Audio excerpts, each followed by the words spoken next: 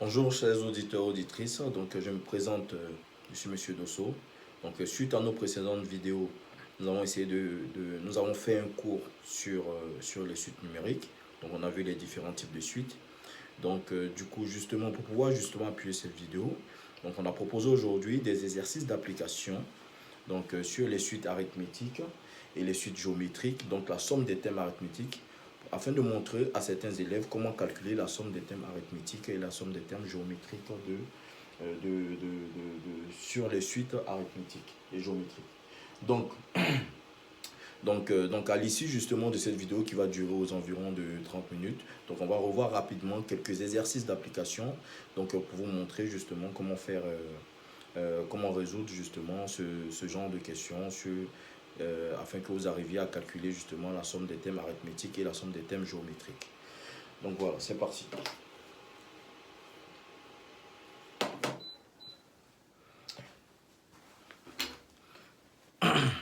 Donc je vais définir une somme S, donc qui s'écrit 30 plus 34, plus 33, plus jusqu'à 264. Donc on additionne des termes jusqu'à 263. Aussi plus 36. Ainsi de suite. Donc ça me fait plus 3. Ici j'ai plus 3. Et pour arriver jusque là aussi j'ai dû faire plus 3. Donc ici j'ai une somme de thèmes arithmétiques. Donc le fait que je rajoute plus 3, plus 3, plus 3, donc ici, ça me fait que je peux déduire que la raison petit r, c'est exactement 3. Donc au travers de ma somme, j'identifie le premier terme. Donc ici, le premier terme, ici, je peux définir d'abord une suite UN qui est égale ici à U0 plus 3R. 3N, comme ici 3 c'est la raison. Donc j'ai le premier terme qui vaut exactement 30, donc ça me fait 30. Plus ici 3N. Donc voici l'expression générale de tous les termes de la suite. Je connais le premier terme, je connais le dernier terme, mais par contre, je peux poser U0, ça vaut exactement 30, mais le dernier terme ici de ma somme, je ne le connais pas, donc ça me fait exactement U, point d'interrogation, égale exactement à 264. Donc je ne connais pas le dernier terme. Donc déjà, pourquoi je fais ça? Il faut savoir que, donc suite à nos précédentes vidéos, on a dit que pour calculer la somme de termes ici arithmétique, donc c'est le nombre de termes de la somme. Donc ici on compte le nombre de termes. Ici on ne peut pas compter parce que ici les 3 points de suspension, on ne sait pas combien de termes qu'il y a là. Donc multiplié par le premier terme, donc le premier terme ici, donc on avait dit que c'était UP plus ici, donc si la suite est définie à partir d'un rang P plus UN, le tout divisé par 2. Donc pour tous les N supérieurs ou égal à P, on avait dit que lorsque je vais de P à N, donc ici il y a une somme de termes qui va de P à N, donc ça me faisait exactement N moins P plus 1 terme, que multipliait UP plus UN, le tout divisé par 2. Donc ici, pour cette somme-là, j'ai le premier terme, j'ai le dernier terme, mais par contre, je ne connais pas les rangs, alors que c'est le rang, justement, de ces termes qui va me permettre de pouvoir dénombrer le nombre de termes. Puisque ici, je ne peux pas savoir combien de termes j'ai. J'ai bien sûr cette somme de valeurs-là, mais je n'ai pas le nombre de termes. Donc, il faut pouvoir dénombrer le nombre de termes. Donc, pour faire cela, justement, donc ici, on voit qu'on connaît déjà la raison. Et comme on sait que c'est une somme de termes arithmétique, parce qu'on ajoute de 3 en 3, de 3 en 3, forcément jusqu'à arriver à 264. Donc du coup, j'écris déjà, je pose que UN s'écrit U0 plus 3N. Ça, c'est l'expression générale d'une suite arithmétique de raison 3. Donc U0 étant le premier terme, donc le premier terme, je le connais, c'est 30. Donc je pose que c'est égal à 30. Maintenant, ensuite, une fois que j'ai trouvé ça, je vais maintenant, à partir de cette expression générale, trouver justement l'indice correspondant au dernier rang. Donc je pose UN égale exactement à 264. Ça me fait 30 plus 3N égale à 264. Donc ça me fait 3N égale ici à 264 moins 30. Donc ça me fait exactement ici 234. Donc ça me fait 3N égale à 234. Donc N égale à 234 sur 3. Donc ça me fait exactement 78. Donc ça, je trouve maintenant que n vaut 78. Donc ça veut dire que l'indice correspondant au dernier terme, ici c'est 78. Donc ma somme devient S égale ici à U0 qui est le premier terme de la suite, de la somme, plus ici U1, plus ici U2 jusqu'à U78. Donc pour calculer la somme, donc S égale le nombre de termes, je vais de 0 maintenant à 78. Donc ça me fait 78 moins 0 plus 1, que multiplie le premier rang plus le dernier, le tout divisé par 2. Donc ça me fait 79 que multiplie U0. U0 il vaut exactement 30. Plus U78 c'est 264. Le tout divisé par 2. Donc ça me fait exactement 79 fois ici 294 divisé par 2. Donc ça me fait exactement 79 que multiplie 197. 147. Voilà. Donc je fais ce calcul-là à l'aide de ma calculatrice. Donc 79 fois 147.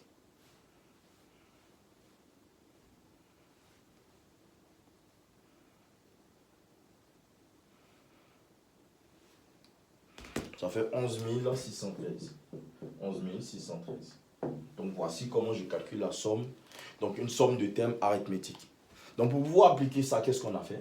Mais il a fallu bien sûr connaître notre formule. Et parce que c'est la formule justement qui nous a permis justement de pouvoir calculer cette somme. Donc je conseille à tous les élèves de bien connaître leur formule. Et une fois que tu connais ta formule, à partir de là, tu dois chercher à calculer, identifier le premier terme, le dernier terme. Si tu ne connais pas l'indice du dernier terme, il faut d'abord identifier l'indice du dernier terme. Donc ici, par cette équation que nous avons posée ici. Donc on a posé une équation dont on a dit que en écrivant l'expression générale du terme général de la suite arithmétique, donc on a trouvé et on a posé l'équation, ça correspond à la valeur associée. Et donc en posant cette équation, on trouve l'indice. Une fois que j'ai trouvé mon indice, maintenant je réécris la somme à l'aide des termes ici associés. Et maintenant je peux identifier, je vais de 0, je dénombre de 0 à 68, j'ai 79 termes. Ensuite, le premier terme, le dernier terme, divisé par 2, et je calcule directement la somme qu'on m'a proposée. Ensuite, on passe directement à d'autres exercices sur toujours la somme des termes arithmétiques.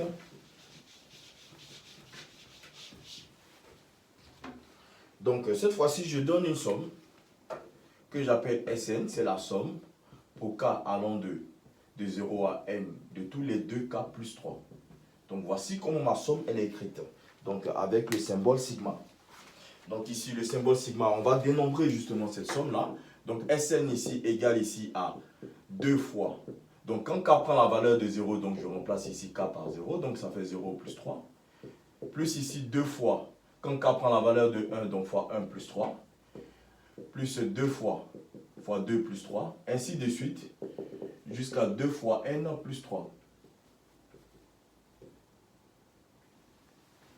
Donc ça me fait exactement Sn égale. Donc 2 fois 0. Donc je vais regrouper tous les 2. 2 fois 0, 2 fois 1, 2 fois 2, ainsi de suite. Jusqu'à 2 fois n. Donc ça me fait exactement 2 fois 0. Donc plus 2 fois 1. Plus 2 fois 2. Donc ainsi de suite. Plus 2 fois n. Plus. Donc tous les 3. Donc ici le premier 3 qui est là. Donc ici j'ai ici 3. Plus 3. Plus ou moins.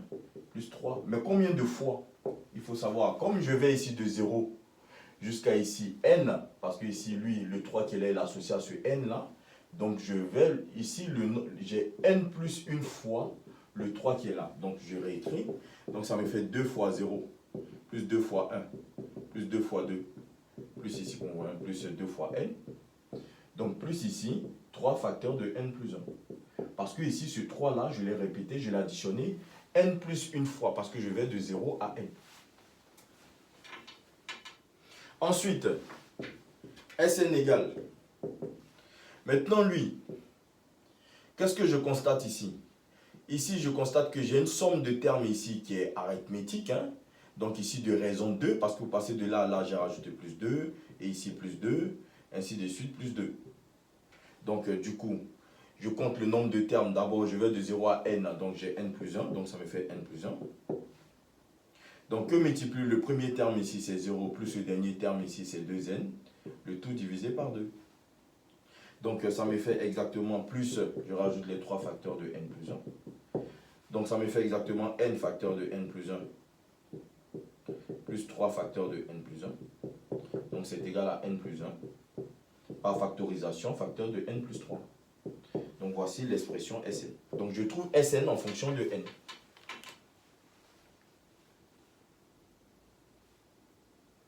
Voici. Donc voici deux cas où on peut te donner voilà, des exercices sur ici la somme des termes arithmétiques. Donc ici tu peux calculer une somme de valeurs. Donc ici on a une somme de valeurs. On a calculé premièrement une somme de valeurs. Et maintenant ici on a une somme ici de termes ici. Donc qui sont liés entre eux, qui sont liés par addition d'une raison qui est constante. Donc ici pour passer de là à là on a rajouté plus 2. De là à là on a rajouté plus 2 et ainsi de suite. Voilà. Donc ici, on a décomposé, hein, donc dans les deux cas, on a trouvé des suites arithmétiques et on a trouvé justement comment calculer l'expression de la somme. Maintenant, on va passer aux sommes des termes géométriques.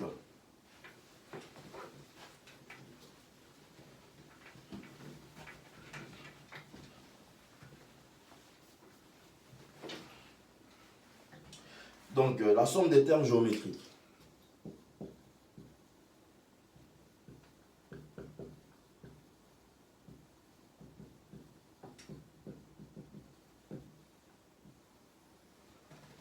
Donc, j'ai défini ici une somme ici, par exemple, Tn qui est égale ici à la somme pour k allant de, par exemple, de P ici à N ici, de tous les V, de tous les Vk.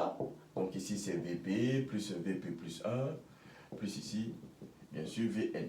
Bien sûr, je précise que Vn ici, pour n supérieur ou égal à P, donc ici, est une suite géométrique de raisons. Donc ici, de raison Q et de premier terme, Vp. Donc ici, on définit la somme Tn ici, qui est égale ici, bien sûr, au premier terme. Voilà, c'est le premier terme, que multiplie 1 moins la raison exposant le nombre de termes, divisé par 1 moins la raison. Donc ici, là, ça va me faire Tn égale ici à Vp, que multiplie 1 moins la raison exposant n moins p plus 1, divisé par 1 moins la raison. Donc, on va faire justement un exercice donc, pour appliquer justement ce genre de somme-là. Donc, du coup, je définis ici Sn qui est égal à, par exemple, on va donner une somme Sn. Hein.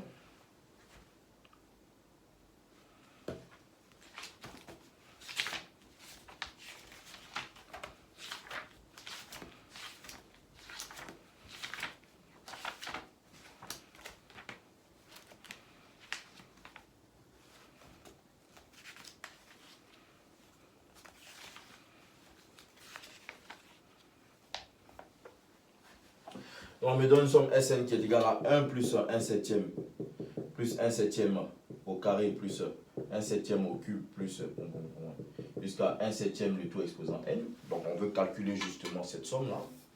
Donc ici, Sn ici c'est égal à 1 plus 1 septième le tout exposant 1, plus ici 1 septième le tout exposant 2, plus ici 1 septième le tout exposant 3, plus jusqu'à 1 septième le tout exposant n. Donc bien sûr, pour passer de cette ligne à cette ligne-là, il faut bien sûr connaître ces formules donc, sur les puissances. Donc quand je mets 1 sur s septième au carré, il faut savoir que 1, il peut s'écrire 1 au carré. Donc 1 au carré sur 7 au carré, donc je peux regrouper les deux donc, sous une seule puissance. Donc ça me fait 1 septième le tout au carré. Donc il faut connaître ces formules sur les puissances de fraction. Ensuite, maintenant on continue tout là-haut.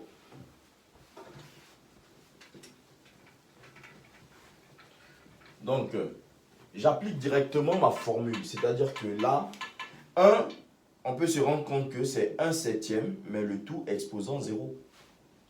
Donc, il va me permettre justement de pouvoir connaître le nombre de termes.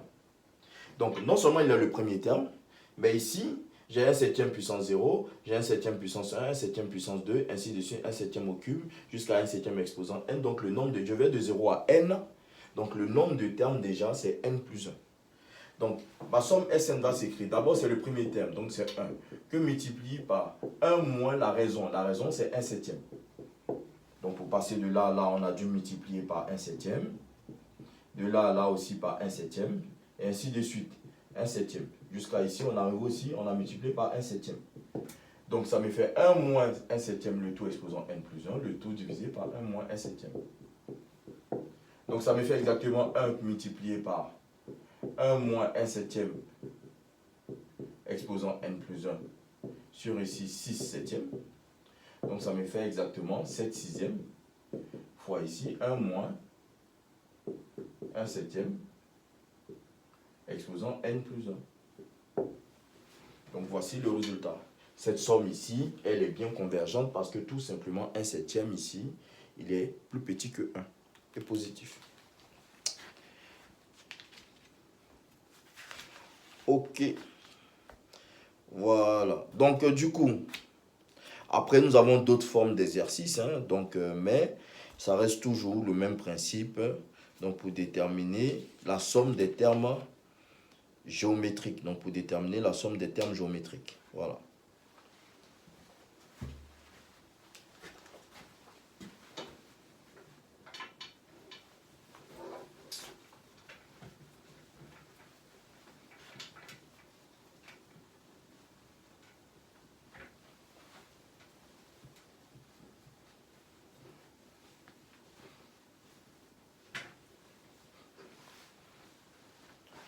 Donc, sur ce, nous allons nous arrêter là pour aujourd'hui. Donc, voilà, si vous avez des questions, n'hésitez pas à revenir vers nous. Vous pouvez nous contacter au 09 86 40 40 40.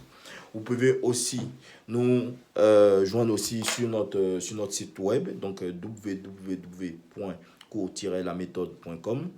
Vous pouvez aussi nous joindre au numéro de téléphone portable 06 46 69 61 24. Donc nous allons essayer de répondre à vos questions et aussi pouvoir aussi, dans le meilleur des cas, vous proposer nos services. Donc je vous remercie et passez une très bonne journée et à très bientôt.